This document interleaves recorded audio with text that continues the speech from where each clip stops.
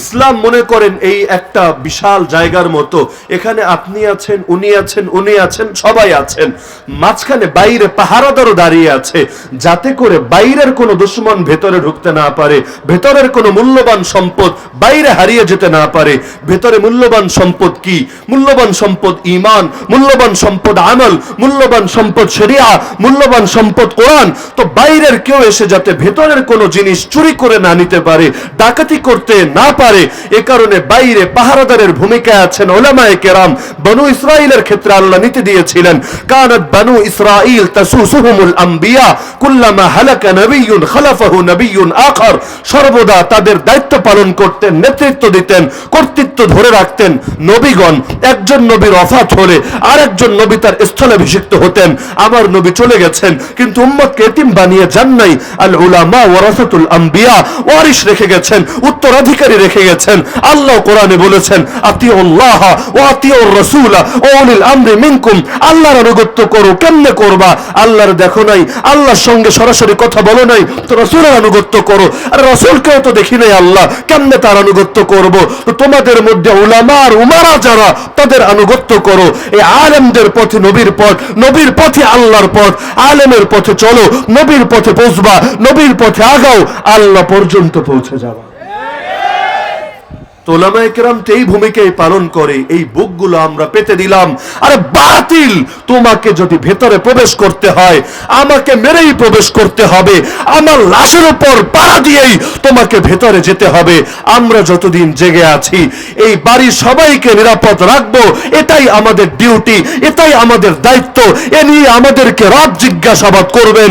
সুতরাং তোমরা এটা বলো না, এই মোল্লার দল, তোরা তোদের নামাজ নিয়ে থাক, তোদের মাদ্রাসা নিয়ে থাক, তোদের মসজিদ নিয়ে থাক, তোদের মাহফিল নিয়ে থাক, আমাদের বিরুদ্ধে কেন বলিস? বললে কিন্তু দাঁত ভাঙা জবাব দেব। আমরা বলবো দাঁত ভাঙা না, জান ভাঙা জবাব দে। তারপর তোদের বিরোধিতা আমরা ছাড়বো না, কারণ আমরা তো গার্ড, আমরা তো পাহারাদার। আমরা শেষ মুহূর্ত পর্যন্ত নিজেদের দায়িত্ব চালিয়েই যাব। ইসলাম আমাদের কাছে পৌঁছেছে যে মাধ্যমগুলো দিয়ে, প্রতিটা মাধ্যম আমাদের প্রত্যেকের জন্যই সর্বদা স্মরণ রাখা, এর গুরুত্ব বোঝা, একে যথাযথভাবে মূল্যায়ন করা অনেক বেশি জরুরি। বিশেষভাবে ফিতনার জামানায়, যখন মুসলমানদের মধ্যে দল, উপদল, শাখা প্রশাখা, বিভক্তির কোনো অভাবই নাই, আল্লাহ রাসূল সাল্লাল্লাহু আলাইহি ওয়াসাল্লাম যার ভবিষ্যৎবাণী করে গিয়েছিলেন, ইফতারাকাত বানু ইসরাঈল আলা 72 মিল্লাহ। বনু ইসরাইল বিভক্ত হয়েছিল 72 জাতিতে, আর আমার উম্মত ওয়াসাতাফতারিকু উম্মতি আলা 73 মিল্লাহ, শীঘ্রই বিভক্ত হয়ে যাবে 73টা দলে, 73টা জাতিতে। কুল্লুহুম ফিন্নারি ইল্লা মিল্লাতান ওয়াহিদা। এই 73-এর সবগুলো দলে জাহান্নামে যাবে, শুধু একটা দল বাদে। কিলা ওয়া মান হিয়া রাসূলুল্লাহ, জিজ্ঞেস করা হলো সেই দলটা কারা? রাসূলুল্লাহ সাল্লাল্লাহু আলাইহি ওয়াসাল্লাম জবাব দিলেন, ক্বালা মা আনা আলাইহি ওয়া আসহাবি, যারা আমার আদর্শ এবং আমার সাহাবীদের আদর্শের উপর থাকবে, শুধু তারাই জান্নাতে যাবে, বাকি 72 দলের সকলেই জাহান্নামে যাবে। যারা এদের মধ্যে ইসলাম থেকে পুরোপুরি বিতাড়িত হয়ে গিয়েছে, খারেজ হয়ে গিয়েছে, তারা চিরস্থায়ীভাবে জাহান্নামে যাবে। আর যাদের ভেতরে এখনো ঈমানের ছিটেফোঁটা বাকি আছে, গোমরা তো হয়েছে, বিপদগামী হয়েছে, কিন্তু এখনো কাফের মুরতাদের লিস্টে নাম লেখায় নাই, তারা কিছুকালের জন্য, যতদিন পর্যন্ত আল্লাহ চাইবেন, জাহান্নামে যাবে। এরপর ঈমানের বরকতে আল্লাহ তাআলা কোনোদিন তাদেরকে জান্নাতে প্রবেশ করাবেন। তো এত দল উপদল বিভক্ত হয় এ কারণে যে মাধ্যমগুলোকে তারা মনে রাখে না, মাধ্যমগুলোর কদর তারা যেভাবে করা দরকার ছিল সেভাবে করে না। আল্লাহ তাআলা দ্বীন দিলেন, কোরআন দিলেন, কিতাব দিলেন, শরিয়া দিলেন রাসূলুল্লাহ সাল্লাল্লাহু আলাইহি ওয়াসাল্লামকে সবার আগে। তার দ্বারা এটা পৌঁছালেন তার সাহাবীদের নিকটে, আর সাহাবীদের ভায়া হয়ে এই গোটা শরিয়াত, গোটা দ্বীন, গোটা কোরআন পৌঁছলো আমাদের নিকটে। এখন এই সূত্রের মাঝখান থেকে কোনো একটা অংশকে যদি কেউ আলাদা করে দেয়, সে সাইনবোর্ড হয়তো ইসলামের ব্যবহার করবে, হক এবং হক্কানিয়াতের ব্যানার ব্যবহার করেই পুরো দুনিয়ার মধ্যে নিজেদেরকে পরিচয় দেবে, এবং কাফের মুশরিক হয়তো তাদেরকে মুসলমান নামেই চিনবে। যেমন আজ যখন এই সংখ্যা বর্ণনা করা হয়, গোটা দুনিয়ার মধ্যে মুসলমানদের সংখ্যা 180 কোটি প্লাস। এই 180 কোটি শুধু আপনাদের সংখ্যা না, এই 180 কোটির মধ্যে কাদিয়ানিও আছে, এই 180 কোটির মধ্যে রাফিজিও আছে, এই 180 কোটির মধ্যে হিজবুত তাওহীদও আছে, এই 180 কোটির মধ্যে আহলে কোরআনও আছে।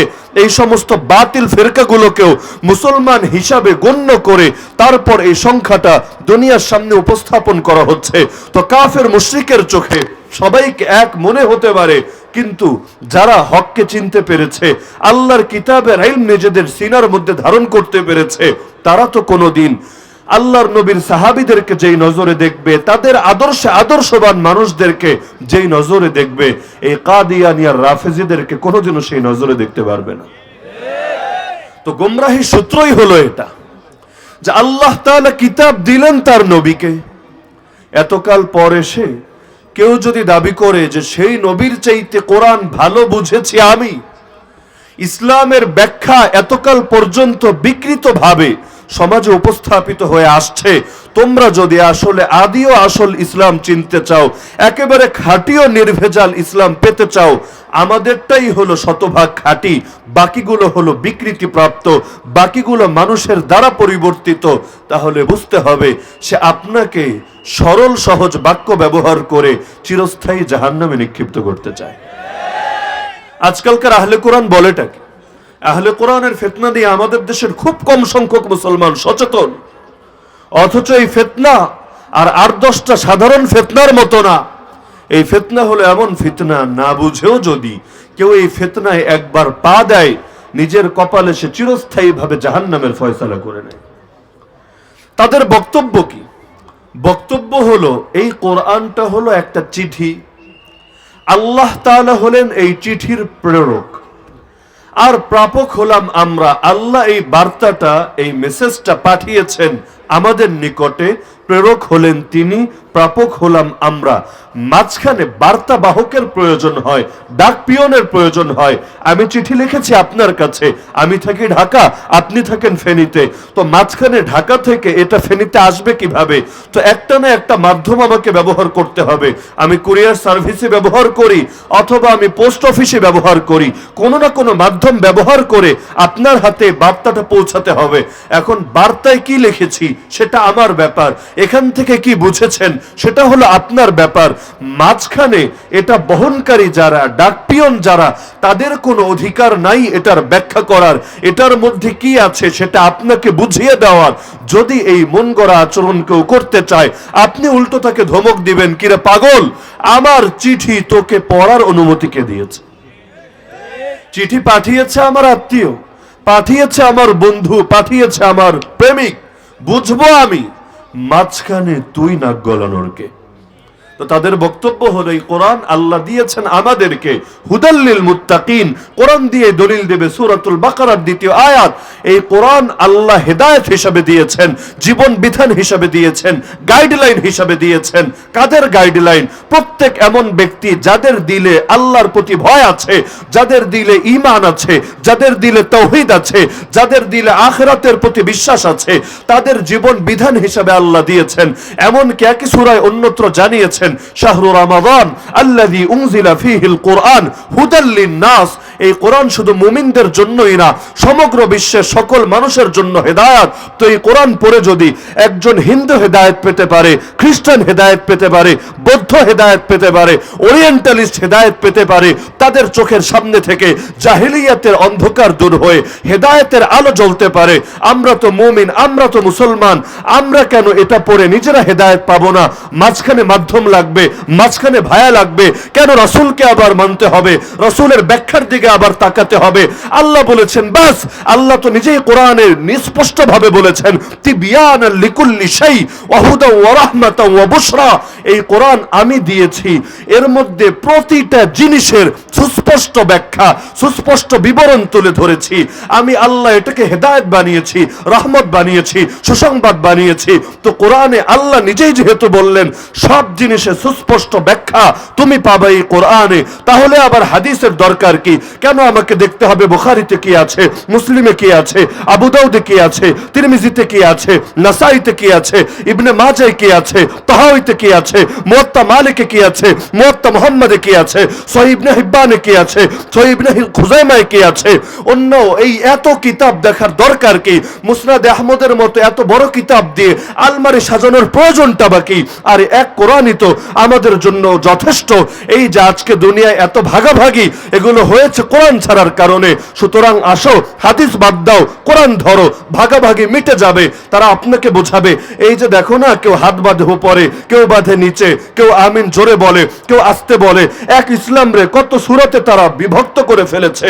সবাই মিলে কোরআন ধরো, আর কোনো ভাগ থাকবে না। যত ইখতিলাফ হাদিসে, কোরআনে তো ইখতিলাফ পাবা না। দলিল দিবে কোরআন থেকে যে ওয়ালাউ কানা মিন ইনদি গায়রিল্লাহ লাওয়াজাদু ফীহি ইখতিলাফান কাসীরা। আল্লাহ চ্যালেঞ্জ দিয়েছেন, এই কোরআন যদি আল্লাহ বাদ দিয়ে গায়রুল্লাহর তরফ থেকে আসতো, মানুষ এতে অনেক ইখতিলাফ দেখতে পেত। এটা আল্লাহর পক্ষ থেকে এসেছে, এর প্রমাণই হলো মানুষ এতে কোনো ইখতিলাফ দেখতে পাবে না। তো এটা দিয়ে বোঝাবে হাদিস বাদ, একমাত্র কোরআন ধরো।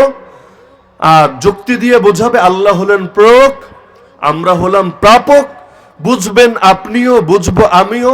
এর জন্য হুজুরও হওয়ার দরকার নাই, 16 বছর মাদ্রাসায় জীবন কাটানোরও দরকার নাই। এগুলো মোল্লা মুন্সিরা নিজেদের স্বার্থে এই সমস্ত বলে বলে মানুষকে কোরআন থেকে দূরে সরিয়েছে। অন্যথায় আল্লাহ নিজে কেন বললেন ওয়ালাকাদ ইয়াসসারনাল কুরআনা লিযিকর ফাহাল মিন মুদ্দাকির। আমি আল্লাহ কোরআনকে সহজ করেছি উপদেশ গ্রহণের জন্য, নসিহত গ্রহণের জন্য। আছো কি কোনো উপদেশ গ্রহণকারী? তো এভাবে আয়াত দিয়ে দিয়ে একজন সাধারণ মানুষকে যদি বোঝানো হয়, তার মাথা তো এমনি ঘুরতে শুরু করবে, আসলেই তো এক কিতাবে পুরো ইসলাম পেয়ে যাচ্ছে, 10 কিতাব পড়ার দরকার কি? ফাঁকিবাজি তো সবাই করতে চায়। 10 কিতাব পড়ে পরীক্ষা দিয়ে পাশ করার চাইতে যদি বলা হয় এক কিতাব পড়ে পরীক্ষা দে, এটাতে তুই 100 মার্ক সহজেই পেয়ে যাবি, মানুষ ভেজালে যাবে কেন? সে বলবে হ্যাঁ ইসলাম সহজ, এই সহজ ইসলামই আমরা চাই। এখন কোন হুজুর গিয়ে ধরবে, কি রে তোরা নাকি হাদিস মানুষ না, ইসলামের রেফারেন্স হলো 4টা, তোরা বানিয়ে ফেলছিস একটা। বলবে না না, এগুলো তো ভুয়া কথা। কে বলেছে আমরা হাদিস মানি না? মানি তো, কসম করে বলবে। বলবে এগুলো হলো মোল্লাদের অপপ্রচার। মাইক হাতে পেলে এদের সেন্স আর ঠিক থাকে না, কি বলতে কি বলে ফেলে, নিজেরাও আর বোঝে না। এগুলো আমাদের নামে অপপ্রচার চালায়। কাদিয়ানি নিয়ে হুজুর বয়ান করুক, কাদিয়ানি গিয়া এলাকার মানুষরা এটাই বোঝায় এই হুজুররা মিথ্যা বলে, আমরা নাকি গোলাম মাহমুদ কাদিয়ানির নবী মানি। মিথ্যা কথা। কই আমাদের কালিমাও তো লা ইলাহা ইল্লাল্লাহ মুহাম্মাদুর রাসূলুল্লাহ, তোমাদের কালিমাও এটা। আমরাও পড়ি কোরআন, তোমরাও পড়ো কোরআন। আমরাও নামাজ পড়ি মসজিদে, তোমরাও পড়ো মসজিদে। আমরাও হজ করি বাইতুল্লাহ, তোমরাও হজ করো বাইতুল্লাহ। তাহলে কি দরকার এত ভাগাভাগির? মূলত হুজুররা তোমাদের ব্রেইন ওয়াশ করতে চায় নিজেদের স্বার্থ সিদ্ধির জন্য। নাউযুবিল্লাহি মিন যালিক। তো জোর যার মুল্লুক তার। তো তারা বলে হাদিস মানি তো, কিন্তু কিভাবে মানে এটার আবার মন গড়া একটা ব্যাখ্যা আছে। 2টা ব্যাখ্যা আমি এদের নিজেদের মুখ থেকে শুনেছি। একটা ব্যাখ্যা হলো কোরআনের আরেক নামই হলো হাদিস। আল্লাহ তাআলা তো কোরআনের কোন কোন জায়গায় এই হাদিস শব্দ দিয়ে কোরআনকেও বুঝিয়েছেন।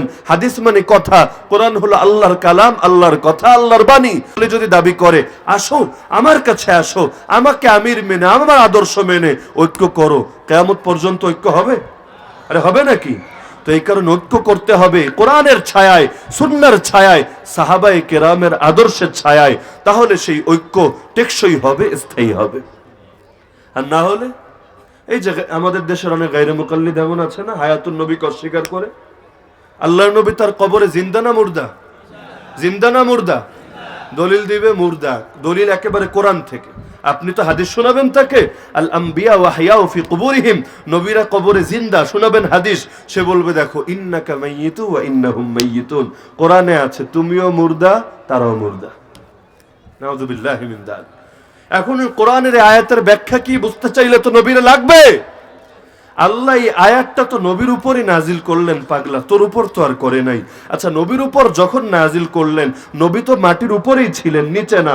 আমাদের কাছে পূর্ণ কোরআন তো মাটির উপরে বসেই পৌঁছে গেছেন তিনি। তা আল্লাহ বলছেন নিশ্চয়ই তুমি মুর্দা, অথচ সবাই দেখতে পাচ্ছে নবী তখনও জিন্দা। তাহলে আল্লাহ বললেন কিভাবে তুমি মুর্দা? কথা বুঝতে পারছেন? ইন্নাকা মাইয়িতুন, ডিকশনারি খুলে অর্থ মিলান। ইন্না মানে নিশ্চয়ই, কা মানে তুমি, মাইয়িতুন মানে মৃত, নিশ্চয়ই তুমি মৃত আল্লাহ বলছেন, অথচ সবাই দেখতে পাচ্ছে। আবু জাহাল আবু লাহাবও দেখতে পাচ্ছে, দুনিয়ার কাফের মুশরিকরাও দেখতে পাচ্ছে না নবী জীবিত। তাহলে অর্থ কি? সে বলবে না, আসলে এটা উদ্দেশ্য, তোমার উপর মৃত্যু আসবে। আচ্ছা, ভালো কথা। তো এটার সাথে আমাদের দ্বিমত কোথায়? নবীর উপর মৃত্যু তো এসেছিল, তা আসার অর্থ কি এটা যে আর কখনো তিনি জিন্দা হবেন না, না হাসরে, না কিয়ামতে, না আখিরাতে কোনোদিনও জিন্দা হবেন না? এটা তোর কেন মনে হলো? মৃত্যু এসেছিল, এটা তো আমরাও মানি, কিন্তু তার পরবর্তী পরিণতি কি হয়েছিল? নবী তো কবরের মধ্যে জিন্দা আছেন, স্পষ্ট হাদিস দ্বারাই প্রমাণিত। আয়াতের সঙ্গে ভেজাল লাগলো কোথায়? কথা বুঝতে পারছেন? কত আজীব আজীব আপত্তি যে করে। আপত্তি বললে আপনাদের যাদের মাথায় আগে প্যাঁচ লাগে নাই, নতুন করে প্যাঁচ লাগা শুরু হবে। যে আল্লাহ বললেন ভালো কথা যে নবী তুমি এই মৃত, তো ঠিক আছে হুজুর মানলাম। আপনারা বলছেন নবী জিন্দা, সব ঠিক আছে। তাহলে নবী সেখানে যে জিন্দা আছেন, তিনি যে খাওয়া দাওয়া করছেন, রিজিক প্রাপ্ত হচ্ছেন, উম্মতের আমলও তার নিকট পৌঁছানো হচ্ছে, সালাম দিলে সেই সালামও তিনি প্রাপ্ত হচ্ছেন। তো এই যে খাওয়া দাওয়া তিনি করছেন, তো মলমূত্র ত্যাগ করার জন্য তো জায়গা দরকার, সেটা কোথায় পাবেন? ওই অতটুকু জায়গার মধ্যে তিনি কেমনে জিন্দা থাকবেন? যুক্তি, নাউযুবিল্লাহি মিন যালিক। দিলের মধ্যে আকীদা না ঢুকলে যা হয় আর কি। বিচার যাই হোক তালগাছ আমার টাইপের চেতনা যদি কারো হয়, প্রশ্ন তো এমনই করবে। কখনো বলে 3.5 হাতের মধ্যে জিন্দা থাকে কেমনে? কোনো ফুটা নাই, বাতাস ঢুকে কোন দিক দিয়া? বাতাস না ঢুকলে শ্বাস করে কেমনে? আরে পাগল, তুই মায়ের পেটে জিন্দা ছিলি কেমনে? তোর মায়ের পেটে ফুটা ছিল কোন দিক দিয়া? সেখানে তুই শ্বাস করলি কেমনে? নবী খাচ্ছে, তো নবী মলমূত্র ত্যাগের জন্য যাবে কোথায়? জান্নাতে যাওয়ার পর তুই যে খাবি, মলমূত্র ত্যাগ করার জন্য কি জাহান্নামে যাবি? যে সেখানে গিয়ে মলমূত্র ত্যাগ করে আবার জান্নাতে উঠে আসবি? বলবে না, সেখানে তো আল্লাহ তাআলা পবিত্র রাখবে, সেটা আখিরাতের খাদ্য, দুনিয়ার খাদ্য না। সে আখিরাতের খাদ্য খেলে তারপর আর মলমূত্র ত্যাগ করা লাগে না। তো আমরা কবে বললাম যে নবী দুনিয়ার খাদ্য খাচ্ছেন? ওই বিন সালমান নবীর খবরে রওজার মধ্যে খাবার পাঠাচ্ছেন, এটা আমরা কবে বললাম? অদ্ভুত অদ্ভুত আপত্তি। কখনো আবার বলছে না, এটা তো আমরা মানতে রাজি না যে নবীর রওজা এটা হলো জান্নাতের একটা টুকরা। হাদিস দ্বারাও যেটা সাবেত, এটা মানতে রাজি না। জান্নাতের টুকরা হবে কেমনে? আর এই জায়গায় তো একসময় মুশরিকদের কবর ছিল, মুশরিকদের হাড় হাড্ডি ছিল। তো যেই জায়গায় মুশরিক থাকে সেটা আবার জান্নাত হয় কিভাবে? আরে পাগল, মুশরিক তো এসেছে বহু পরে। ইবলিস, সেও তো মুশরিক হয়েছিল, কাফের হয়েছিল, যখন আল্লাহর বিধানকে প্রত্যাখ্যান করেছিল, আল্লাহ তারে বের করে দিলেন। আচ্ছা, বের করার আগ পর্যন্ত তো কাফের ছিল, কাফের হয়ে সেখানে কেমনে থাকলো? যুক্তি দিলে যুক্তি দেওয়া যায় না। কয় হাদিসে আপনারা শুনান আমাদেরকে, নবী কবরে শুধু জিন্দা না, নামাজও আদায় করে। নবীর হাদিসই ইউসাল্লুন, নামাজ আদায় করে। তো উজু করে কখন? আরে পাগলা, নবীকে যে দুনিয়ায় যে গোসল দেওয়া হলো, গোসল দেওয়ার পর আর উজুর দরকার আছে নাকি? গোসল করার পর উজু করেন আপনারা? তো গোসল হওয়ার পর উজু লাগে কখন? যখন উজু ভাঙে। উজু ভাঙার কোনো কারণ দেখা দেয়। তো এইরকম কোনো কারণ কি দেখা গিয়েছিল? তুই আগে এটার প্রমাণ দে, তারপর উজু করার প্রমাণ আমরা দেব। তো এইরকম যুক্তি দিয়ে তো আর ইসলাম চলে না। এই কারণেই বলছি যে এত যুক্তিতর্কের পেছনে পড়ার কোনো দরকার নেই, মূলে ফিরে আসেন। আল্লাহ কি বলল নবীর থেকে শোনেন, নবী কি বুঝালো সাহাবীদের থেকে শোনেন। সব দলাদলি মিটে যাবে, সব ভেজাল হারিয়ে যাবে। না হলে বারবার বারবার শুধু প্রতারিত হতেই থাকবেন। আরে আপনি কেমনে বুঝবেন? গোলাম মোহাম্মদ কাদিয়ানি যখন আমার চাইতেও বড় এত বিশাল একটা পাগড়ি লাগিয়ে আপনার সামনে আসবে, চেহারার মধ্যে বিশাল লম্বা দাড়ি নিয়ে আসবে, গায়ে সুন্নতি লেবাস নিয়ে আসবে, এসেও আপনাকে আমার কালিমাই শোনাবে, আপনাকে কোরআন খুলে দলিল দেখাবে, আমি বলবো খাতামুন নবিয়্যিন মানে সর্বশেষ নবী, সেই আয়াত দিয়ে প্রমাণিত করবে না। এর মানে হলো নবুয়তের মোহর কেন? কারণ নবীর ব্যাখ্যা যে মানে না। নবী তো বলেছেন আনা খাতামুন নবিয়্যিন লা নবিয়্যা বাদি, আমি সর্বশেষ নবী, আমার পর কোন নবী আসবে না। ব্যাখ্যা দিয়েছেন নবী, ও তো এটা দেখাবে না, কোরআন দিয়ে বলবে হ্যাঁ নবী সব নবীর মোহর, সবচাইতে দামি, তো সমস্যা কি? দামির পরে কি কম দামি আসতে পারে না?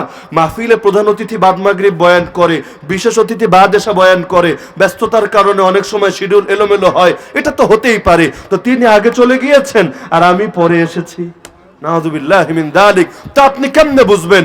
আপনি চিন্তা করবে, আরে আমার মাহফিলের হুজুরের চাইতে আর পাগড়ি তো বড়, আমার হুজুরের দাড়ির চাইতে আর দাড়ি তো বেশি, আমার হুজুরের মুরিদের চাইতে ইংল্যান্ডে, বাংলাদেশে, পাকিস্তানে, সারা দুনিয়া মিলে আর ফ্যান ফলোয়ার বেশি, আর আমার হুজুরের টাকার চাইতে ওদের টাকা তো বহুগুণ বেশি।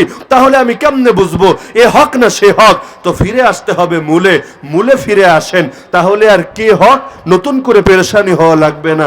কোষ্ঠী পাথর দিয়ে মেপে নেন, নিজেই বুঝতে পারবেন কে হক। ওলামায়ে কেরাম দুনিয়াতে করেন কি? ওলামায়ে কেরাম তো এই কাজটাই করে, উম্মতকে এটাই বোঝায়, দেখো আমরা তোমাদের কাছে নতুন কোন ইসলাম নিয়ে আসিনি। বলে নাকি কেউ? নতুন কোন ইসলামের কথা কেউ বলে? বলেন, আমরা তোমাদেরকে সেই 1400 বছর আগের ইসলামই দিচ্ছি। আমরা তো জাস্ট উত্তরাধিকারী, আমরা তো শুধু খলিফা, আমরা তো শুধু পাহারাদার।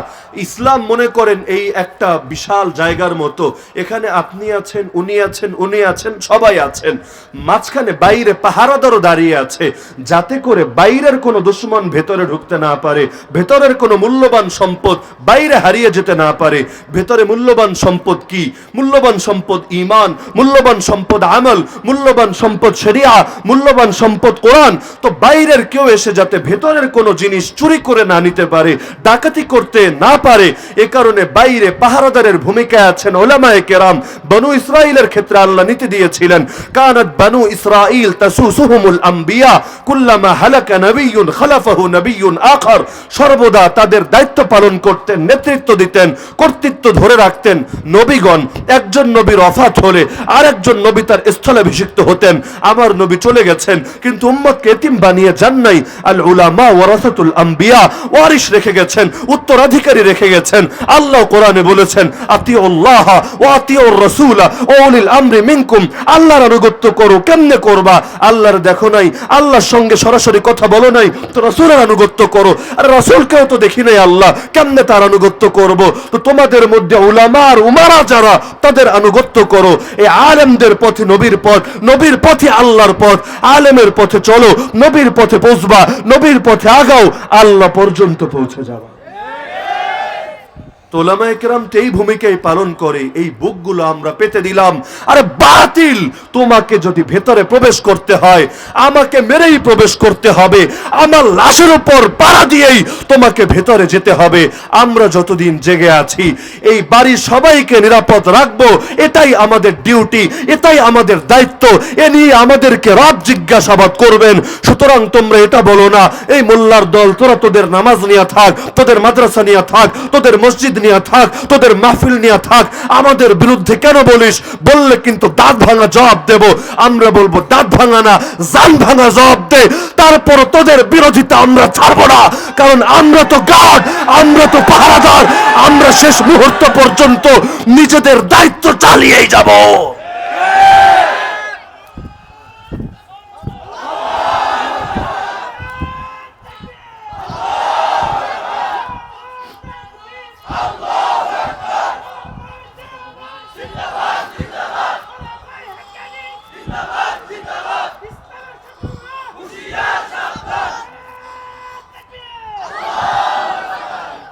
আলেমদের শ্রেষ্ঠত্ব আল্লাহ এ কারণে দিয়েছেন যে জমিনে তারা নবীর যে দায়িত্ব ছিল সেই দায়িত্বকে কিয়ামত পর্যন্ত নিজেদের কাঁধে তুলে রাখবেন।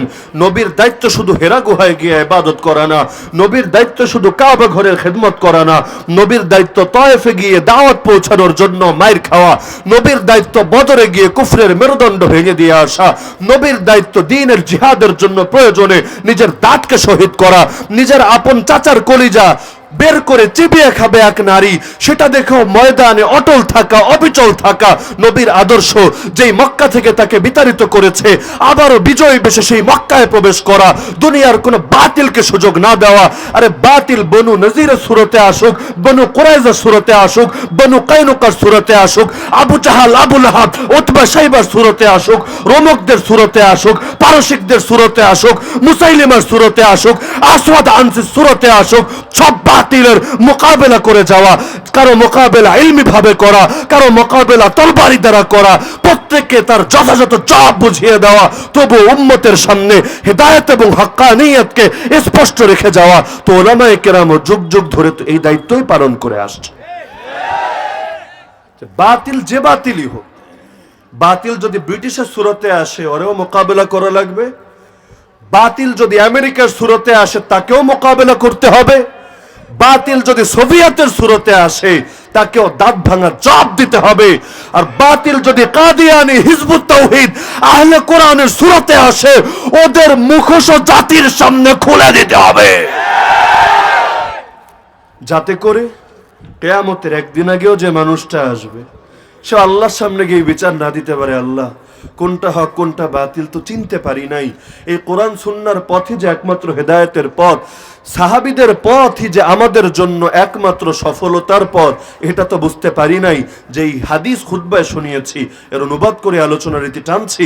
নবী বলছেন, তোমাদেরকে সুস্পষ্ট প্রজ্জ্বল প্রমাণের উপর রেখে গেলাম যার রাতও হলো দিনের মতো, তোমাদের রাত তো অন্ধকার, কিন্তু এমন এক দিন তোমাদেরকে দিয়ে গেলাম এখানে অন্ধকার বলতে কিচ্ছু নাই, সব স্পষ্ট। তা আমার পরে এই দিন থেকে গোমরাহ হবে একমাত্র কপাল পোড়া। তা আমরা কি কপাল পোড়া হতে চাই নাকি? আমরা হেদায়েতের আলোয় আলোকিত হতে চাই। তো সর্বশেষ আহ্বান রেখেই আলোচনার রীতি টানছি যে আমাদেরকে আল্লাহ পর্যন্ত পৌঁছতে হবে, মূল গন্তব্য আমাদের সেটা। এর জন্য মাধ্যম হলো তিনি যার নামে পড়ি কালিমা, মুহাম্মাদুর রাসূলুল্লাহ সাল্লাল্লাহু আলাইহি ওয়াসাল্লাম। এখন রাসূলের নামেও তো চলে বহুত কিছু, এখন রাসূল আসলে মূল তার আদর্শ কোনটা বুঝতে লাগবে সাহাবীদেরকে। আর সেই সাহাবীদের আদর্শটা আজকে পর্যন্ত পাবেন তাদেরই উত্তরসূরিদের হাতে, যাদের নাম হকপন্থী ওলামা। এই ওলামা থাকবে ইলম ঠিক, এ ওলামা থাকবে দাওয়াত ঠিক, এ ওলামা থাকবে তাবলীগ ঠিক, এ ওলামা থাকবে তাসাউফ ঠিক, এ ওলামা থাকবে জিহাদ ঠিক। ওলামা হারিয়ে যাবে, জিহাদেও ভেজাল ঢুকবে, ওলামা হারিয়ে যাবে, তাসাউফে বেদাত ঢুকবে, ওলামা হারিয়ে যাবে, দাওয়াতেও ফিতনা ঢুকবে, ওলামা হারিয়ে যাবে, দুনিয়া অন্ধকার হবে। নবী বলেন যেদিন এমন হবে হাত্তা ইযা লাম ইউবকি আলিমা, আল্লাহ কোন আলেম বাকি রাখবেন না, ইত্তাখাযান নাসু রুউসান জুহালা, মানুষ তখন ওই ইমাম সেলিমের মতো মূর্খদেরকে নিজেদের নেতা বানিয়ে নিবে। ফাসুইলু, ওদের কাছে মাসালা জানতে চাইবে, ফাআফতাউ বিগাইরি ইলমিন, ইলম ছাড়াই তারা সমাধান দিতে শুরু করবে। ফাদাল্লু ওয়া আদাল্লু, নিজেরাও গোমরাহ হবে, জাতিকেও গোমরাহ করবে। আল্লাহ তাআলা আমাদের সবাইকে মৃত্যু পর্যন্ত হকের উপর অটল এবং অবিচল থেকে আল্লাহর সামনে হক নিয়ে দাঁড়ানোর তৌফিক দান করুন, আমিন। ওয়া আখিরু দাওয়ানা আনিল হামদুলিল্লাহি রাব্বিল আলামিন।